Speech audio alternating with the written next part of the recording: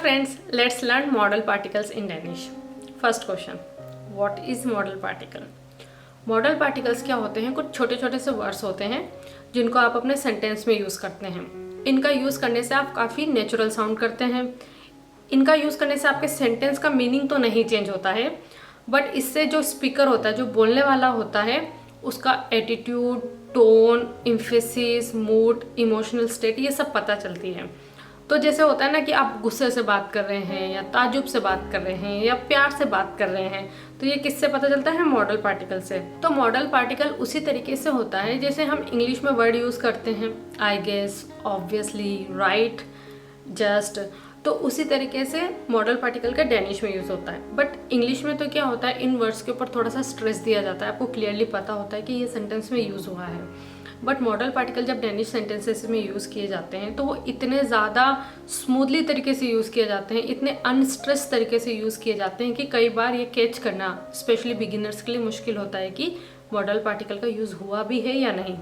अगर आप Danish TV show देखेंगे, पॉडकास्ट सुनेंगे या दो नेटिव स्पीकर्स को आपस में बात करते सुनेंगे, तो आप नोटिस करेंगे कि मॉडल पार्टिकल्स बहुत ज़्यादा यूज़ किए जाते हैं.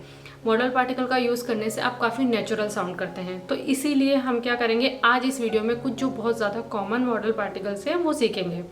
अब ज़रूरी नहीं है कि सारे ही मॉडल पार्टिकल पे आपको कमांड हो और सबका आप हर बार यूज़ करें, बट यह इम्पॉर्टेंट है कि आप कुछ अच्छे से सीखें और उनको अपनी स्पीच में इनकॉर्पोरेट करें. ऐसा करने से आप काफ़ी नेचुरल साउंड करेंगे. तो चलिए सीखते हैं कि सबसे कॉमन वाले कौन से होते हैं. तो आइए हम कुछ एग्जाम्पल्स लेते हैं और जो बहुत ज़्यादा मोस्ट कॉमन मॉडल पार्टिकल्स हैं उनके यूज़ को समझते हैं. लेट्स स्टार्ट विथ यो. तो जब यो का आप यूज़ कर रहे होते हैं तो इसका ये मतलब होता है कि फॉर एग्जांपल मैं स्पीकर हूँ और आप लिसनर हैं. तो जब मैं यो का इस्तेमाल करूँगी तो मेरा इंटेंशन ये रहेगा कि मैं आपसे अश्योरेंस लूँ कि ये बात तो तुम्हें पता है ही सही, राइट. तो जब इंग्लिश में राइट बोल रहे हैं या फिर ऑब्वियसली ये बात तो तुम जानते ही हो, तो वहाँ पर मैं यो का इस्तेमाल करूँगी. जैसे कि अगर मैं कहूँ वी हायो एक चिल means come on, we don't have time. मैं अज्यूम कर रही हूँ दैट ये बात आपको पहले से ही पता थी, हम दोनों इस बात को जानते थे that we don't have time, so वी हायो एक चिल. तो जब आप यो बोलेंगे तो आपको इस पर बहुत ज़्यादा प्रेशर नहीं डालना है, इसको बहुत स्मूथली अपने सेंटेंस में आपको इनकॉर्पोरेट कर देना है. इसका जो प्लेसमेंट होता है बेसिकली वो होता है आपके सब्जेक्ट के बाद या मेन वर्ब से पहले या in the middle of the sentence आपको यो को पुट करना है. कुछ और एग्जाम्पल भी लेते हैं यो के. जैसे कि आप कह सकते हैं हेन्यायोले मीन्स वो तो डॉक्टर है ही, तो मैं अज्यूम कर रही हूँ कि आप इस बात को जानते हैं, सो हेन्यायोले. So in that kind of scenario जहाँ की मैं अज्यूम कर रही हूँ कि ये बात तो तुम्हें ऑलरेडी पता है ही, मैं यो का इस्तेमाल करूँगी. So basically as a speaker मैं यो का इस्तेमाल करूँगी to emphasize on something, to prove my point. जैसे कि आई कैन से दे विल डू योर गॉट मीन्स तुम्हें तो ये बात पता है ही. तो here I am proving a point, I am emphasizing on this कि आपको ये बात ऑलरेडी पता है. सो बेसिकली यो का इस्तेमाल होता है जहाँ पे शेयर्ड इन्फॉर्मेशन हो, कुछ नई इन्फॉर्मेशन नहीं हो, कोई सरप्राइज एलिमेंट नहीं हो, ऑब्वियस बात हो, तो यो का इस्तेमाल होता है.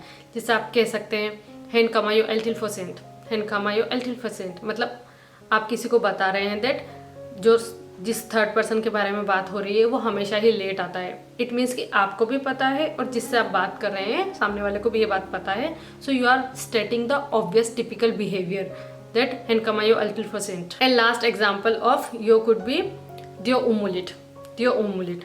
दे या यो उमुलिट मीन्स इट्स क्लियरली इम्पॉसिबल. तो यहाँ पर जब मैं यो बोल रही हूँ तो आपको यो क्लियरली नहीं सुनाई दे रहा. एक तरीके से दियो दे या यो, तीन चीज़ों को एक साथ चिपका के दियो उमुलिट मीन्स इट्स क्लियरली इम्पॉसिबल. तो ये एक ऑब्वियस स्टेटमेंट है, मतलब कि आपको और सामने वाले जिससे भी आप ये बात बोल रहे हैं उसको पता है कि it is very clearly impossible thing. And other than this usages यो का यूज़ किया जाता है नेगेटिव क्वेश्चन का रिप्लाई करने में. अगर किसी ने आपसे कोई नेगेटिव क्वेश्चन किया है जिसमें उन्होंने इग का यूज़ किया है, नॉट का यूज़ किया है, एंड आपका रिप्लाई पॉजिटिव है, यस में आप रिप्लाई करना चाहते हैं, तो रिप्लाई में आप यो का यूज़ करेंगे. फॉर एग्जाम्पल अगर किसी ने आपसे क्वेश्चन किया दु खमाइक टी फेस्तन वेल means you are not coming to the party, right. But आप जा रहे हैं पार्टी में और आप कहना चाहते हैं अरे क्यों नहीं, मैं तो आ रहा हूँ पार्टी में, तो आप कहेंगे यो यो ते गया means yes I am coming. चलिए एक और एग्जांपल लेते हैं। फॉर एग्जांपल अगर किसी ने आपसे सवाल किया तू के इगली काफ, वेल you don't like coffee right, and आप कहना चाहते हैं आपको कॉफ़ी बहुत पसंद है, तो आप कहेंगे यो या एल्स का काफ means yes I do, I love coffee.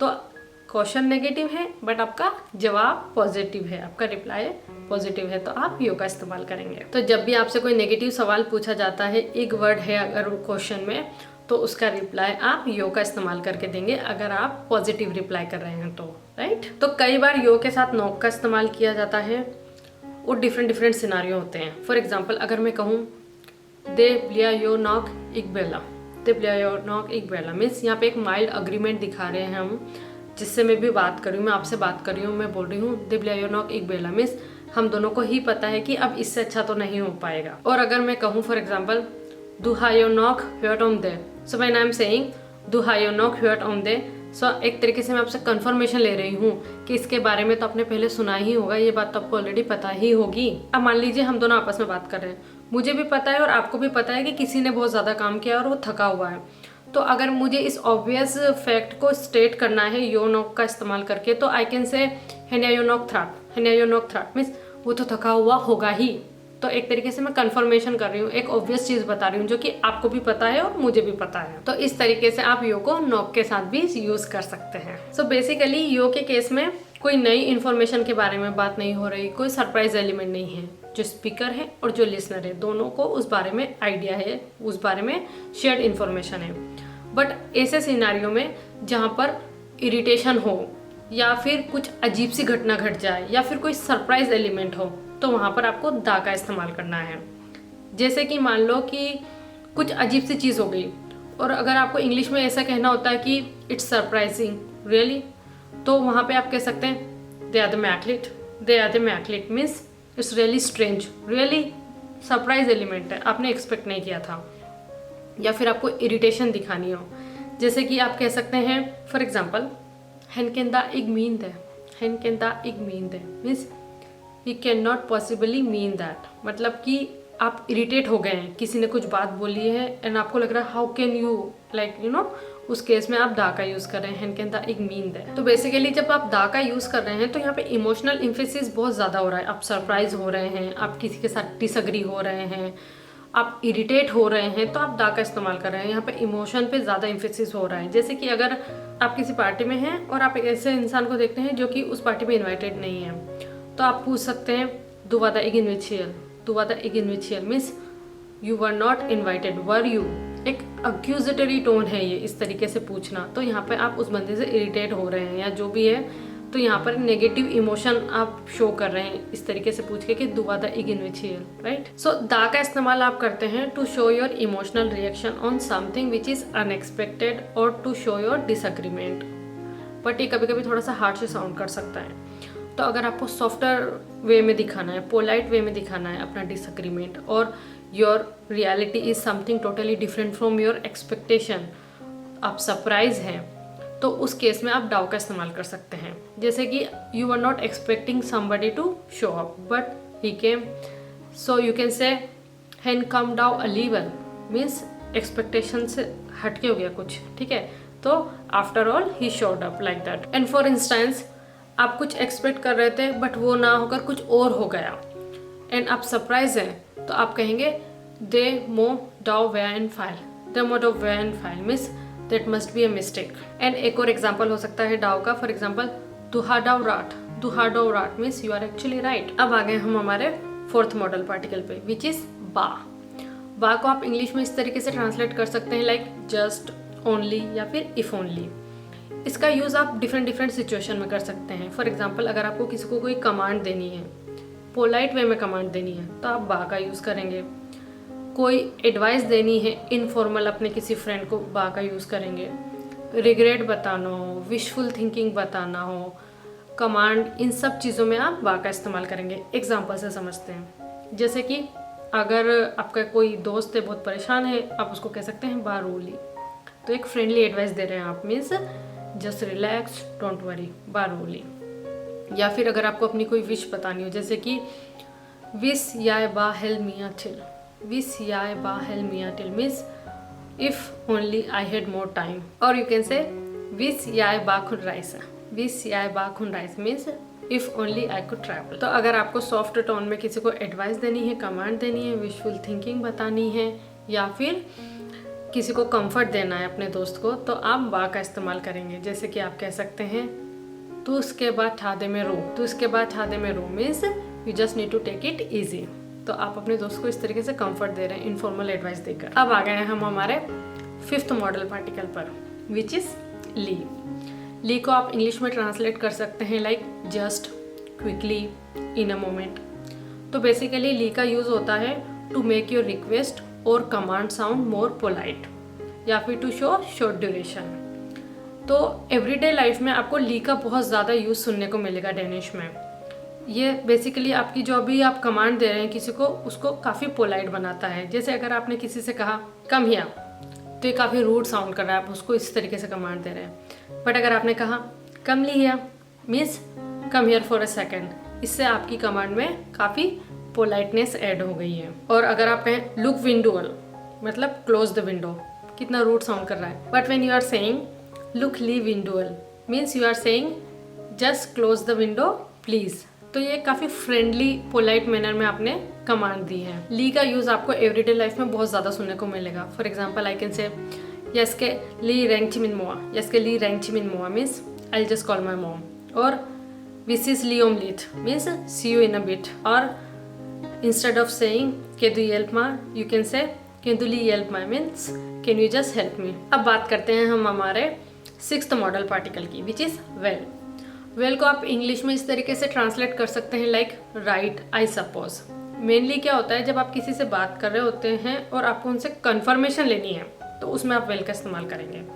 जैसे कि आप कह सकते हैं दु कमा वेल इमोन। दु कमा वेल इमोन मीन्स आप कल आ रहे हो ना, आप चाहते हो कि जो लिसन कर रहा है आपकी बात को, जो आपका लिसनर है वो उस बात पे कंफर्मेशन दे, अश्योरेंस दे कि हाँ मैं आ रहा हूँ कल, तो वहाँ पे आप वेल का इस्तेमाल कर रहे हैं, दू कमा वेल इमोन। और जब आप कुछ चीज़ सपोज करते हैं, अज्यूम करते हैं, तो वहाँ पर भी आप वेल का इस्तेमाल कर सकते हैं। जैसे कि हेन हा वेल फॉयल बिस्किलन। हेन हा वेल फॉयल बिस्किलन means he has gotten the message, I assume, मतलब मैं ऐसा अज्यूम कर रही हूँ खुद से। एंड मेनली जो वेल का मोस्टली यूज होता है वो कंफर्मेशन लेने के लिए ही होता है। फॉर एग्जाम्पल अगर आप किसी से कह रहे हैं दे वर वेल इक दिन स्कूल, दे वर वेल इक दिन school means it wasn't your fault, was it, तो आप कंफर्मेशन ले रहे हैं यहाँ पे। अब आ चुके हैं हम हमारे सेकंड लास्ट मॉडल पार्टिकल पर, 7th मॉडल पार्टिकल पर, which is Elsa. But Elsa का जब प्रोनाउंसिएशन किया जाता है तो आपको एल और टी का साउंड नहीं सुनाई देगा, बहुत जल्दी बोला जाता है और एल्सा इस तरीके से साउंड करेगा ऐसा ऐसा। अब यूज़ कहाँ करना है? एल्सा का यूज़ करना है आपको जहाँ पे कुछ क्लैरिफिकेशन देना हो, किसी बात पर जोर डालना हो, एम्फेसिस देना हो या माइल्ड फ्रस्ट्रेशन दिखानी हो, तो आप एल्सा का यूज़ करेंगे।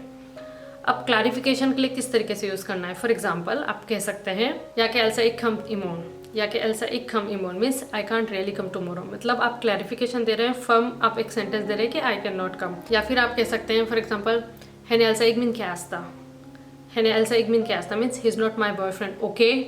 तो एक तरीके से आप क्लैरिफिकेशन दे रहे हैं किसी को ऐसा का यूज़ करके। अब मान लो किसी ने कुछ ऐसी बात बोली जिससे कि आप चिढ़ गए, अनॉय हो गए और आप उसको वाइल्ड फ्रस्ट्रेशन दिखाना चाहते हैं, तो आप कह सकते हैं असा वफो सियादू सौदन नॉल। असा वफो सियादू सौदन नॉल मीन्स अरे यार ऐसा क्यों बोल रहे हो। इंग्लिश में जैसे कहते हैं ना कम ऑन यार, why would you say that, something like that. या फिर फ्रस्ट्रेशन इस तरीके से भी दिखा सकते हैं, अगर आपको किसी से कहना अरे यार तुम कभी सुनते नहीं हो, तो आप कह सकते हैं ऐसा दू हुआ एल्ड्री एफ्ता, दू हुआ एल्ड्री एफ्ता means you never listen. And अपनी टोन को थोड़ा और सॉफ्ट बनाने के लिए आप ऐसा का यूज़ कर सकते हैं। जैसे कि अगर आपको कहना हो असल में या वैसे, जैसे कि देवा एल्सा इक मीन्स क्यूल, देवा एल्सा इक means Kiul means it wasn't actually my fault, और असल में वो मेरी गलती नहीं थी। या फिर हुन गया दे एल्सा ई गो थ्रो, हुन गया दे एल्सा ई गो थ्रो मीन्स उसने ये अच्छे इरादे से किया है। एंड लास्टली एवरीडे लाइफ में अल्सा का सबसे ज़्यादा यूज़ किया जाता है एज अ फिलर वर्ड। जैसे इंग्लिश में अगर ट्रांसलेट करेंगे तो वेल या फिर सो। जब आप कुछ बात कर रहे होते हैं और सोच रहे होते हैं दो सेंटेंस के बीच में, तो आप यूज़ करते हैं वेल। जैसे इंग्लिश में अगर आपको कहना हो well I am not totally sure, और अगर इसी बात को आपको डेनिश में कहना है तो आप कहेंगे असा या विल देग हील्ड। तो अल्सा जो है इसका डिफरेंट तरीके से यूज़ किया जाता है और इसका एग्जैक्ट ट्रांसलेशन करना बहुत मुश्किल है। जैसा कि कंक्लूजन बताने के लिए भी आप अल्सा का यूज़ कर सकते हैं। फॉर एग्जांपल दे अल्सा फॉर सेंट नो मीन्स तो अब बहुत देर हो चुकी है, या इंग्लिश में so it's too late now. तो बेसिकली एल्सा के बहुत सारे यूज़ होते हैं और depending on the tone, context, कहाँ पर इसका बहुत सारी जगह इसको फिट किया जा सकता है। अब बात करते हैं हम हमारे 8th मॉडल पार्टिकल की, विच इज़ नॉक। नॉक का लिटरल मीनिंग होता है इनफ, जैसे कि द इग नॉक मेल means there is not enough food, खाना काफ़ी नहीं है। नॉक को आप इंग्लिश में कह सकते हैं प्रोबेबली या लाइकली, जैसे कि हैन कमा नॉक इमॉन means he will probably come tomorrow.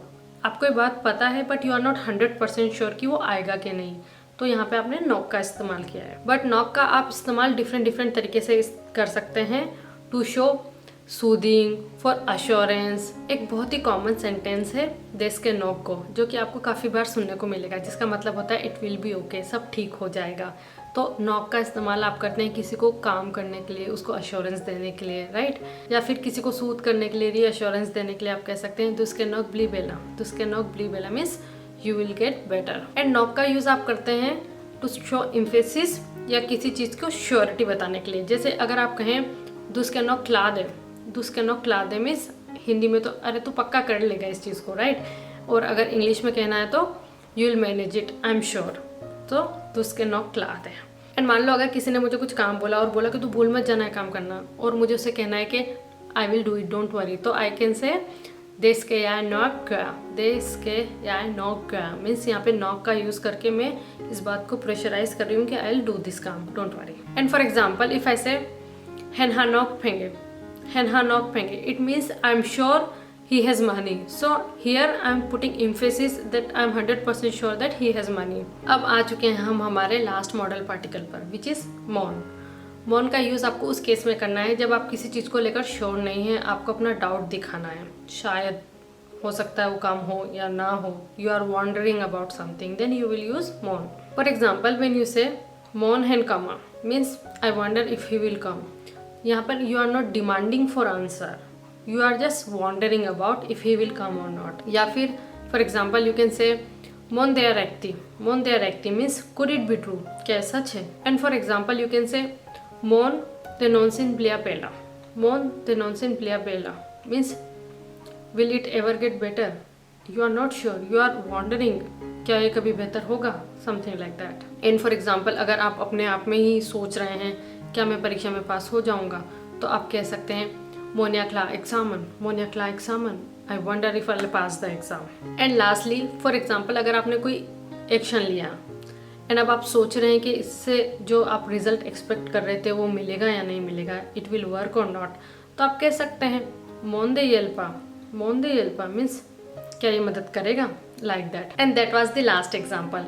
Next time से जब आप डेनिश सुने तो ध्यान दीजिएगा कि कहाँ पर मॉडल पार्टिकल्स का यूज़ किया गया है। अगर आपको कोई ऐसा सेंटेंस मिले जहाँ पे आप मॉडल पार्टिकल का मीनिंग नहीं समझ पा रहे हैं कि इस कंटेक्स्ट में इसका क्या मीनिंग होगा, तो आप मुझे कमेंट करके बता सकते हैं। वीडियो को अंत तक देखने के लिए थैंक यू सो मच। अगर आपको वीडियो यूज़फुल लगा तो प्लीज़ लाइक इट। अगर आपने मेरे चैनल को अभी तक सब्सक्राइब नहीं किया है तो please do subscribe, it helps me a lot. मिलती हूँ मैं आपसे नेक्स्ट वीडियो में, तब तक के लिए हादे गॉड पोकेन स्यून, हाय हाय।